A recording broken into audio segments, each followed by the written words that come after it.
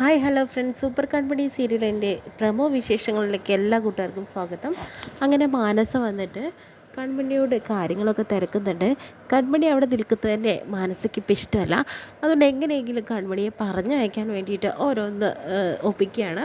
അതിനുശേഷം തന്നെ പണമൊക്കെ കൊടുക്കുന്നുണ്ട്. കൺമണി, നീ ഇത് വെച്ചോ എന്നൊക്കെ പറഞ്ഞ് കൊടുക്കുക കേട്ടോ, മാഡം എനിക്ക് എന്തിനാ പൈസ എന്നൊക്കെ ചോദിക്കുന്നുണ്ട്. എല്ലാം കടപ്പാട് ആലോചിച്ചിട്ടൊന്നല്ലല്ലോ കൺമണി, നീ ഇത് വെക്കുക എന്ന് പറയുന്നു. അങ്ങനെ പിന്നെ കൺമണിയോട് ഇവിടുന്ന് ഇനി ഞാനുണ്ട് ഇവിടെ, നീ ഇവിടെ നിൽക്കേണ്ട ആവശ്യമില്ല എന്ന് പറഞ്ഞിട്ട് കൺമണിയെ പറഞ്ഞയക്കുകയാണ്.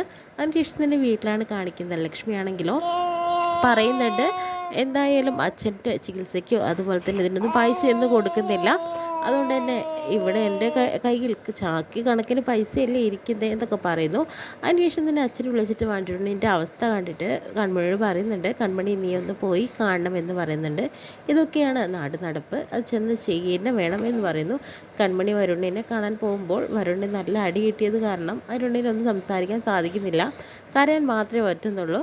അപ്പോഴത്തേനും കൺമണിയെ കാണുമ്പോൾ ആകെ ദേഷ്യത്തോടു കൂടി നോക്കി നിൽക്കുക വരുൺ ചെയ്യുന്നത്. വരുണിന് ആകെ ദേഷ്യം വരുന്നുണ്ട്.